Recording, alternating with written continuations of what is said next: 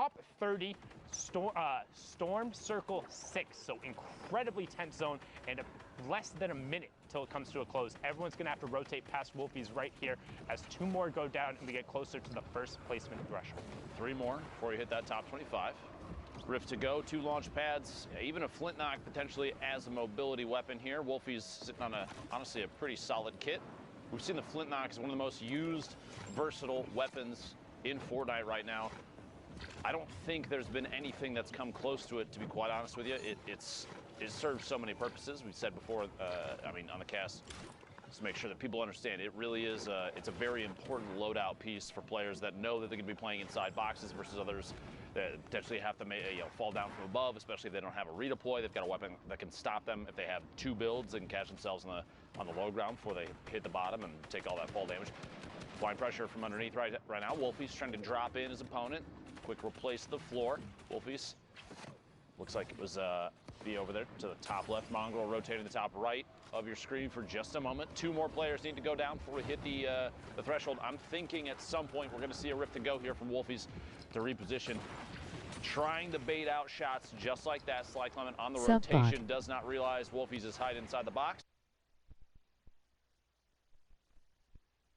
On the backside of the circle, scaling everyone else. They're not letting anybody else on a free rift, and also just going to pop his parachute and hang out because there's 26, boom, 25, so everyone getting the 3 points there. And now let's take a look at the rest of the lobby. Keenstar on the low ground has already double qualified. Stompy as well now on board with Mitro here as he gets taken out by Lord Rohat, and that is monstrous.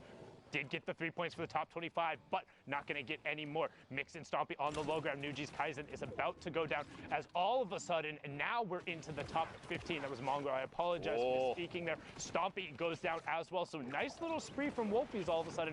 Up to 6 elims. You see Martaz also still in the lobby as we get closer to the top 10. Wolfies continuing to take shots here, but not finding anything right now. Player next to him does own that wall, so just going to go 1 over. Wolfie's an excellent example of timing the shot, timing the push. Doesn't have to move out too far ahead of the circle if he doesn't want to. You do get a little bit of that leeway. You have a chance to look back exactly as he's doing now and look for chances to take shots at players that are still on the move. Some shots from up above, that combat shotgun range, very effective. Basically the perfect range to scope in, ADS, take those shots, see if he can get full damage on it. Shot from above, third-party opportunity at the fish down below. Is he going to pick it up? And he does indeed, up to 41. 3 players left. Wolfies at 41 points, 7 eliminations, a big game already. Launch pad's going to kind of be useless. A jump shot around the corner. Wolfies picks up another elim. Looking at 8 right now, and he's in a 1v1 all the way up top. The player dropping in. Spoiler. Looking for any chance he can. Take an opportunity to take a shot. 25 builds, both players sitting on about the same amount of material, so it's going to go into a heads-up 1v1 here. Someone's going to drop in on the other. Wolfies might make a climb before too long. Does have the flint knock and the launch pad if he wanted to do it, but just baiting the timing on a shot might be the most important play right now. One thing to note, though, spoiler, has the high ground, also has 5 bandages and the campfire. If it goes to a full close, which happens in 45 seconds, he will have the advantage. But I don't think we're going to get there. Wolfies goes up with the flint knock. You can see that in the bottom right-hand corner, gets the first shot. Now has the shield advantage, but loses the HP advantage as Spoiler puts himself back on the low ground. Spoiler in the top right, Wolfies in your bottom right. You can see the action on the wide. Here's that slight elevation change that's going to force Spoiler out. He goes out in the open. Wolfie 1, 2, 3, and that is it. Spoiler running out of builds, and Wolfie with the high ground retake from that flint knock, and he throws a tomato and the L dance at him afterwards, saying, that's my victory royale. Both players running out of materials at the last second, basically forced an engagement. The height advantage, I think, in my opinion, paid off the most, especially because you had a player forced out of the storm to try and go for a shot. That flint knock play to push yourself up in the air.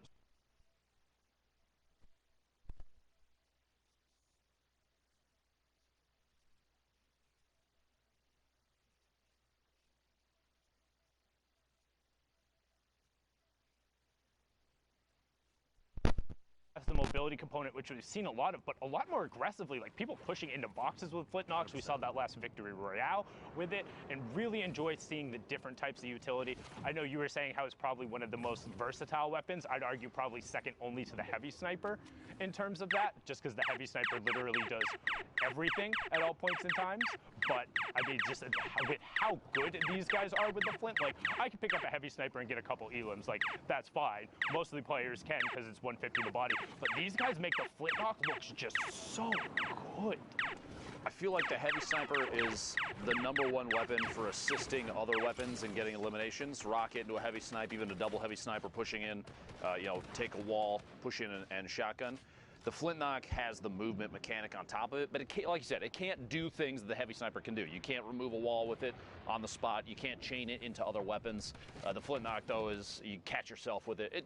Both weapons, though, are crazy. 1A, 1B. How about that? There exactly. You go. Exactly.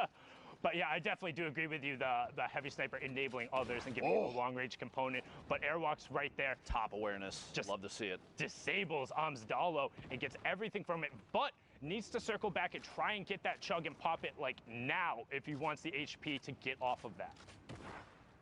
50 and 83, not too bad. Will still go down to a heavy snipe to the body. Got to look out for that, looking for the quick angle change here. He might rotate out into the storm if he can flip this if needed. The player still sitting right through that corner. You see he's checking through the brick, holding the edit on his own ramp. Closes the outside out, decides to rotate down underneath. Take the chance here to just box up a little bit, opting not to push that player. You can't really tell how much HP and shield they potentially have, so if he does go out there, he doesn't see what we see. Only 100, maybe 99 HP. Roast in there, but Airwalk's probably, I mean, the player of this caliber could easily push in a 96 in the follow-through, like we said. There's a pickup. Airwalk's got up to 3 now, 32 points, and a ton of builds. Yeah, and he got the shadow bomb for it, which for this longer rotation is going to be huge. Just the one, though. Yes, Just the one. Just the one, and is going to pop it early. Also notice you can see that Storm Surge threshold on the right side. So what Storm Surge is, once you get into these later circles for circles 6 and 7, if there's more than 30 people left in the lobby, if you have been the passive player, Storm Surge will begin to punish you. You will start taking 10 damage every second as it comes out through. Once those strikes come on down, and now it turns off since we're below the 30 player threshold. So now just all about the elims and the rotation, since we're not even at the placement thresholds yet. I just want to point out quick too, as you said, for passive players, Airwalk's definitely an example of not a passive player. He was 500, a little over 500 damage above the threshold, which is insane. And it's shots like that, 80 to the back on the fish on rotation, that kept him safe from Storm Surge. Crusher goes down. Airwalks picks up his 4th elimination. One more elim. We get to the placement points here of the top 25. Going to pick up 3 there. Get to top 15, that's 5. Top 5, that's 7. And that Victory Royale is 10. Reminding everybody, if you're just jumping into the stream, maybe you haven't heard what the format is like, always going to kind of refresh that in your memory. All the way up on high ground, looked like that might have been Skype. I'm not sure if dropped in. I'm not seeing him. I believe that was him all the way up there. Number of players, though, 25 heading into the 8th circle soon, as advised. 1 elimination, 35 points. No movement here. Bandages for late game, but that's not going to pay off right now. That is going to pay off. Carrera goes down. Another one, the follow-through, finds Ghosts on the move. Looking for the 3rd. The triple gets it. Exon down. 4 eliminations now for Advise. Playing absolutely incredibly. The heads up right now. You'll love to see it. Oh, baby, a triple. Well done right there. And that was Skype up on the high ground. You saw him now just drop back down with a number of players going up, getting closer to that 2nd placement threshold. Skype picks up Yahtzee. Mick the Beast also in this lobby. Another player who we've seen constantly in the top 5, desperately trying to get a solo spot. Because, again, this is the last week. Casrola does get ticked over by that storm change. Again, 60 seconds if you damage someone. Random siphon coming through, and we're into the top 15 now with Airwalks on the mid-tarp and looking for more targets. Imagine a situation you get a tag on someone and 50 seconds later they get eliminated by the storm. You get that siphon at just the right moment. Could be so clutch. The timing could be so important on that. 11 players left, 10 now as Sky goes down to the feed. Swaggy picks one off. 6 eliminations for Airwalks. Push through this wall, find a player on the rotation from behind. Back-to-back shots, takeoffs, gets eliminated.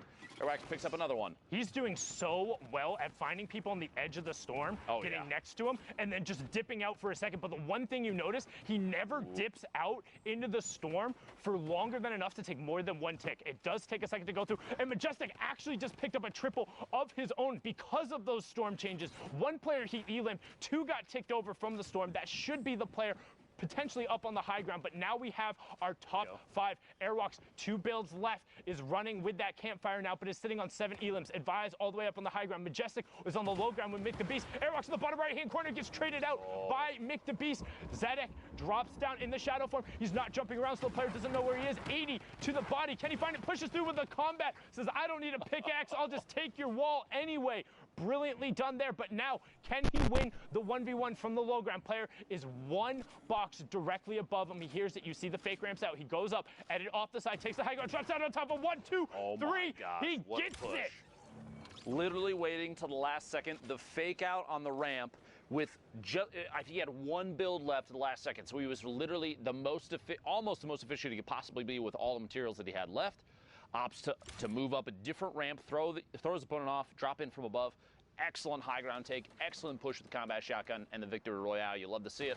Well done there from Zadek now. You see Marcotte and Fool right on the edge of the zone. An intense little 1v1 right now. Trap does go down defensively. Fool saying, I'm having absolutely none of that. You can see he wants to try and get the materials that are there. Trap does get broken on the other side by Marcotte. And now you get a nice little box fight. So this is one of the things, if you want to learn how to get good at competitive Fortnite, learn to fight from a box. Blows the whistle, says it's time to go. The whistle just signal the push. Honestly, oh, that's very funny. Push in there. Fool gets 2 taps there. The shotgun follows through a 92 crit. Gets him the elimination. Gonna double back, pick up the rest of that wood, anything that he can top off with. Oh, shots coming in from the sides. Gonna have to wall himself off, double air, and Ops, instead of popping the minis, to shadow bomb, just because I think the fear of positioning there and exposure, maybe adding a little too much tension. Did take 1 more tap on the move. Gonna have a chance to heal up. Meanwhile, the top of this hill, thick with players. Where they stacked up, trying to make rotation here. 41. Well, actually, they're from the stream. Trick Pog rotating forward. Crew also in the match was second last time we saw him there. We got a number of duo qualifiers over on the side there. Players looking to get their solo spot. You see Kuma using the stink to try and force the player forward and then editing out. Boom, there goes the second one, knowing they can't stack in volume. And Quadra, that one smells. Go get yourself a gas mask. Try and queue back up. Okay, when you're sitting on 3 elims now, holding the edit. Just going to try and peek on through, deciding to apply a little more pressure. Oh my gosh, the back-to-back. The stink bombs, very lethal, especially at this point in the game. You have to realize these players understand if there's people that were caught rotating, got tagged up significantly, and didn't have the ability to heal, as will be the case quite often in games like this where you have so many people in such a tight space, there's a good chance that people that are boxed up in front of you are potentially missing HP, maybe some fall damage, maybe they got hit by multiple people on rotation. They could have been, I mean, we even saw a Shadow Bomb player get shot just moments before that, and we're about 50 HP. That is a good opportunity to just chuck the stink in there, maybe do an HP check, see if they're low, and in this case, it pays off. 2 eliminations with basically no effort. And as you said before, we're looking to get the player count down to 30 before that storm surge goes away. We're sitting at 38 above for Dave, 32 players left, so 2 more need to go down. Oop, boxes the baller in. The baller is going to just boost right on out, says I want nothing to do with that. Now you can see on the side, Dave getting another tag there. You see that threshold number also going up. Needs to be conscious. He left that edit open, but the player, because his back is to the storm, isn't going to have time to take shots towards him. So well played from Dave. Other player pushes it, and Trip Burn from Singularity kind of caught a little bit there. Seemed like he was going for an aggro play, but I think potentially he expected Dave to not look back because the catch, good grab there. Tripern, I feel like was thinking, okay, Dave's not looking at me. I'm just going to step out. I have the angle. I'm going to take the shots from this side, and ended up kind of getting clapped very quickly. Dave's reaction of rotation down there. I'm not sure how to say that name. I'm just going to put that out. It looks like a sneeze. I apologize. Yeah, I'm not even, I normally even try and attempt on that, but we're in the top 25. Let's pay attention to the rotations. As you see, a number of players playing billiards there on the low ground. Crew up on the high ground. You have WGS Jag, the player from South Korea, playing over in Europe right now. This is the most ballers I've seen in the lobby in forever. The most ballers I've seen in a game easily this weekend. I mean, I don't think we saw this many ballers in Europe when they were at 300 health. Europe has an affinity or like a particular hatred towards ballers rolling around. We've made comments in the past about how they always seem to be fans of taking shots at players that are in ballers on the move when they have an opportunity to. Maybe a follow through here, the back-to-back can't quite find it. But yeah, look at how many are left out on the field. This is a very rare sight for European qualifiers. I mean, and it kind of compounds on top of itself, because the more players who are in ballers, they aren't going to take shots at each other.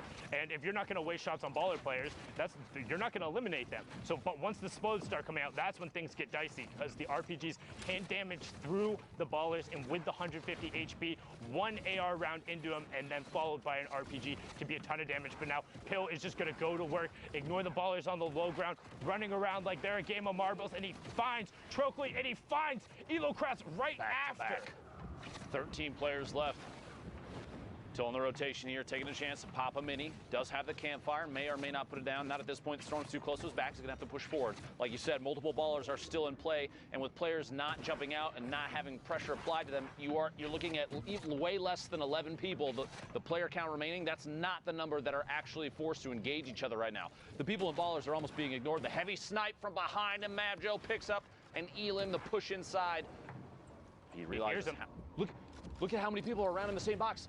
And then said everybody goes up to the sky. No Elim coming out there. So all of a sudden, 3 up, 7 down. Talazeto on the ultimate high ground. Wesley Nutt and Blackso on the low ground. Jag ADX also on the mid tarp. Talazeto looking for shots. Has redeploy and the flint knock. Not going to find any. So ultimate high is going to be in his control. 10 players left, but he gets challenged. One more all the way in the high ground. Just barely lost it. The flint knock flying up above. What a play. Takes the high ground back. Has ultimate high, looking down from above, only 29 builds. Has the redeploy to catch himself if he has to jump off, if he runs out of materials, but we'll see here in a second. Somebody else just went up. Yep, you heard it. There it is, the fish flying past. Felizito might take a shot.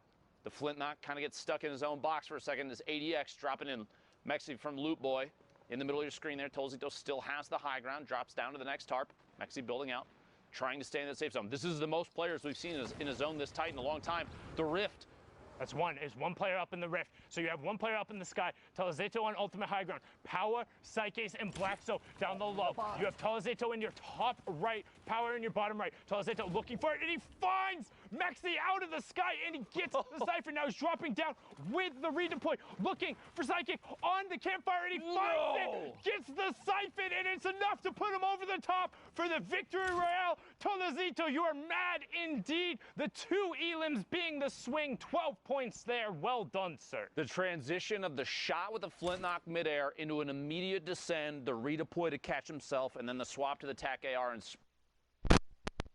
on top of both campfires. 200 IQ. That was oh my really gosh. well played from Talazeto. That's probably some of the best overall flint knock usage we've seen. And additionally picked up a sick Elim on the player out of the air with that heavy shot and then dropped down. I mean, just well done. Literally, you were saying he was unchallenged for high ground, immediately got challenged, and then used the flint knock on a single build out to take it back and force the player to drop. Well played indeed. What a loadout for the late game too. Anyway, 43 players left. Next game, Europe. 42 players left. 42 players remaining. I just shouldn't say it sometimes. Looking for 41 players remaining here in a second. Someone trying to pick up another one. That was the first elimination for this player this game. By the way, quick reminder, 5 minutes and 20 seconds remaining. If you would like to queue in, you're in the European region, now's the time to do it. Those last couple in. This is the last week for solos to qualify to punch that ticket to New York City. Don't forget it.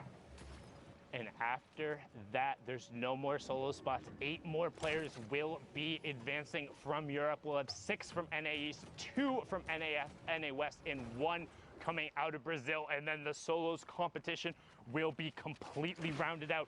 These are the final moments. Again, don't forget, we will go a little bit longer than the queue times because the average game of full Fortnite is about 26 minutes long. So need to let everyone finish up, get all of those results tallied in, because every single time it's going to come down to the last match of the server, those top point lobbies. And right now, Motor is trying to make a case to get into one of those lobbies as he's sitting in this cone looking for a peek.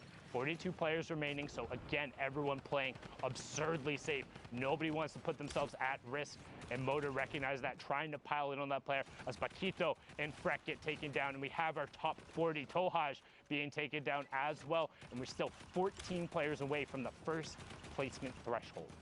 Get into the first full move circle here in a second. Circle 6 to 7, transitioning to the northwest. It'll be an interesting one, too. A number of players up on top of a hill. You see in the mini-map there, that left side based around the supply crate on the map. Holding the edit here. Motor trying to look out and see if there's anybody that might squeak out. He's looking back immediately behind him. I don't know if he realizes the player up above has an RPG. Oh, he does now. If he didn't before, surprise, there it is. A quick attempt. And the seal off, the close off of the edit there. Quick reset, well played from whoever that is inside. Yeah, I just saw a nightmare situation where he had pushed out right after that for the shot and just accidentally